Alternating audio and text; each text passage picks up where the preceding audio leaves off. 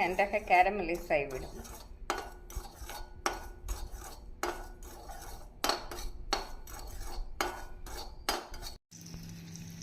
Friends, இந்த அளவு caramelise ஆகவும் நாம் 1 ஸ்பூன் பட்டர் போட்டு அடுப்பை ஸ்விட்ச் ஆஃப் செய்து விடலாம்.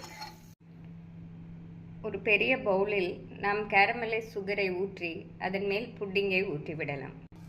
நாம் கேரமலைஸ் சுகரை ஊற்றி அதன் மேல் இப்படி புட்டிங்கை ஊற்றிவிடும். நாம் எடுத்துள்ள 1/2 லிட்டர் பாலிற்கு இந்த அளவு புட்டிங் வரும். ஃப்ரெண்ட்ஸ், நாம் ஃப்ரிட்ஜில் ஒரு 1/2 மணி நேரம் வைத்து எடுத்தோம் என்றால் நன்றாக செட் ஆகிவிடும். ஃப்ரெண்ட்ஸ், புட்டிங் நன்றாக செட் ஆகிவிட்டது. இப்பொழுது நாம் வேறு ஒரு பாத்திரத்தில் மாற்றிவிடலாம்.